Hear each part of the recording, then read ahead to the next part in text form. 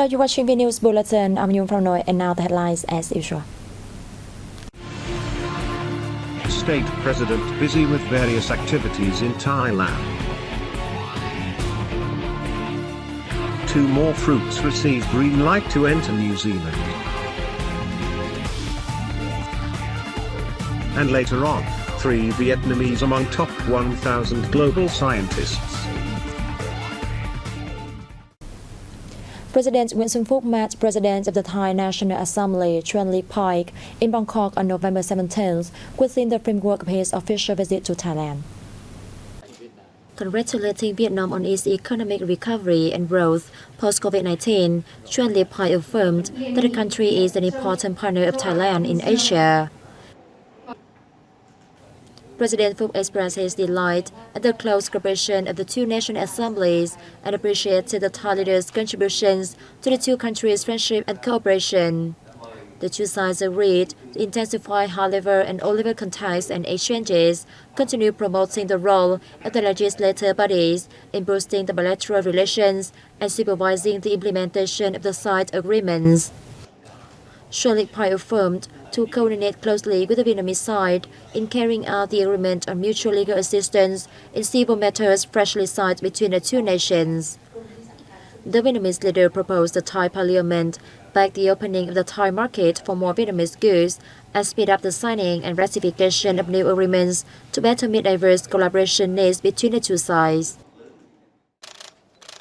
On the same day, President Nguyễn Xuân Phúc received Chairman of the Thailand-Vietnam Friendship Association, Sanan Aguboko. Praising efforts by the association over the past time, Phúc said that the association and Chairman Sanan Aguboko have actively contributed to promoting trade and economic, investment and trade cooperation between the 2 countries. The President suggested the association pay more attention to promoting Vietnam's image in Thailand, further strengthening comprehensive cooperation, thus becoming an effective bridge for businesses of the 2 sides. Sanan Aguboko told Phúc that the association will strengthen people-to-people exchanges and continue promoting bilateral cooperation in fields such as economy, culture, education, and tourism. Also on November 17th, President Nguyễn Xuân Phúc met representatives from leading Thai groups that are running large-scale projects in Vietnam. At the reception for Rongrat, Rashi Yopaj, President and CEO of SCG, Phúc lauded the group's efforts in pursuing projects in Vietnam and its engagement in social welfare in the country. Rashi Yopaj, for his part, promised to make the project green and environmentally friendly for public health while contributing to Vietnam's economic development.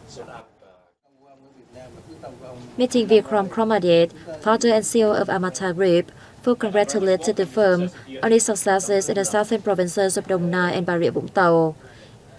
He said Vietnam is working hard to improve its business climate and step up decentralization while protecting rights and interests of investors.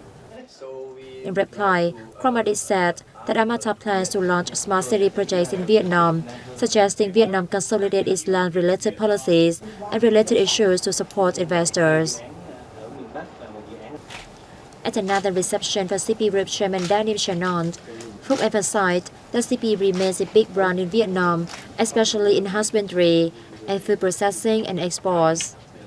CP has played a part in promoting the Vietnamese food and husbandry sectors, he noted. A representative from CP said the group will upgrade technologies and production and processing lines and ensure product safety and quality in the Vietnamese market. President Nguyễn Xuân Phúc is in Thailand to attend the 29th APEC Economic Leaders Meeting. On November 17th, the Vietnamese leader had a wide range of activities. The EPCO Summit 2022 draws the participation of some 850 delegates representing world and regional leading businesses. The event, which takes place from 16 to 18 November, focuses on important issues such as innovation, challenges to trade and investment, and energy security, among others.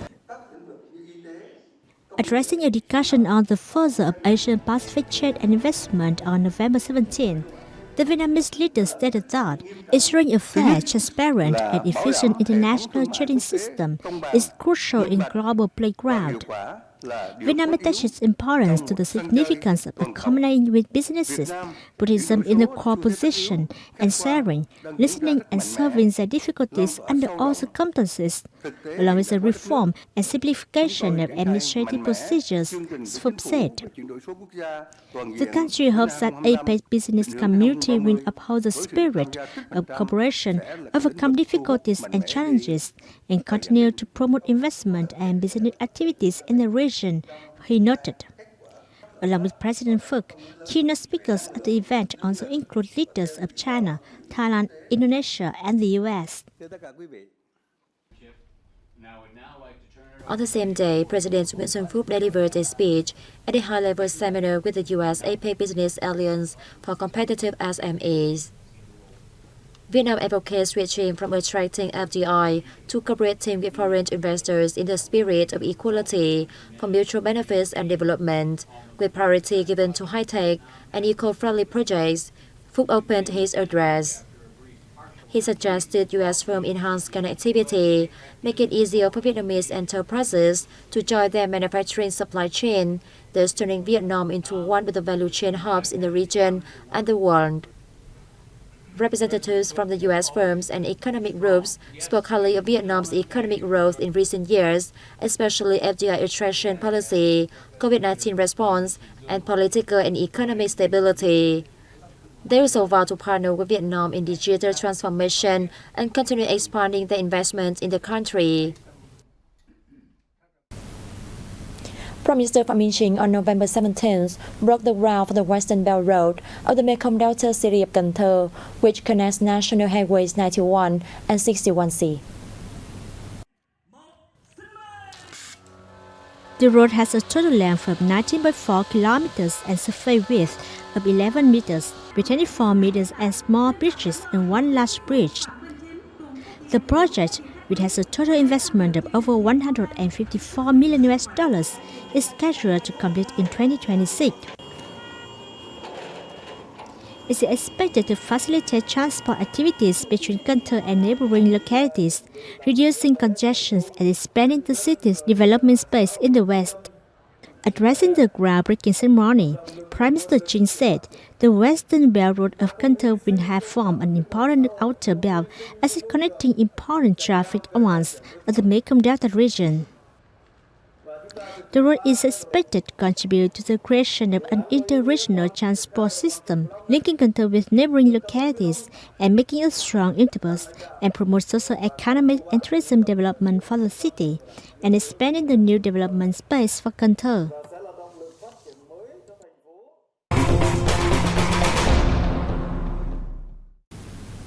Lime and pomelo are the next two Vietnamese agricultural products that will be exported to New Zealand, alongside mango, dragon fruit, and rambutan.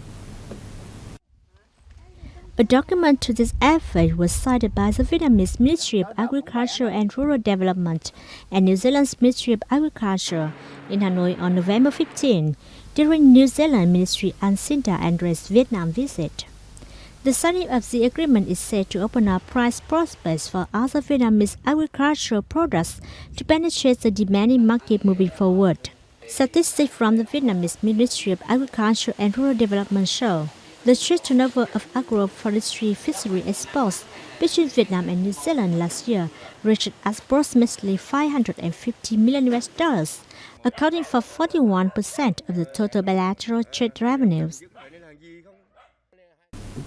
3 Vietnamese have been named in a list of 1,000 leading global centers in terms of research publications over the last 13 years. The rankings were released by Research.com, a reputable academic research portal.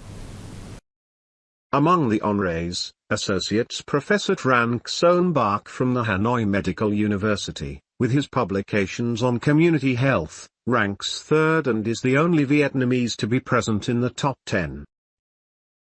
Specialized in mechanical engineering and aerospace, Associate Professor Dr. Phung Van Phuc, from the Ho Chi Minh City University of Technology ranks 958th. Associate Professor Dr. Le Hong Son, from the Vietnam National University, Hanoi ranks 190th.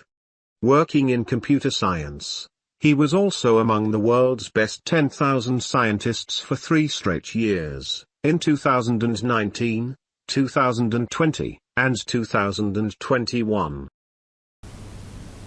As the host of the National Tourism Year 2022, the central province of Quảng Nam welcomed over 4.4 million domestic tourists and nearly 465,000 international visitors over the past 10 months. A wide range of activities will be held in the coming time. They include a closing ceremony of the National Tourism Year and the opening ceremony of the National Startup Year 2023. Other events feature a Spring Festival, an International Cuisine Festival, the 7th Vietnam International Choir Competition, and the Cultural Days of the Republic Korea, as well as numerous tourism promotion activities. Quảng Nam is home to the 2 World Heritage Sites, namely Hội An Ancient Town and My Sơn Relic Site. The province targets to greet 4.2 million domestic tourists and earn a revenue of over $260 million this year. It's expected to welcome some 12 million visitors until 2025.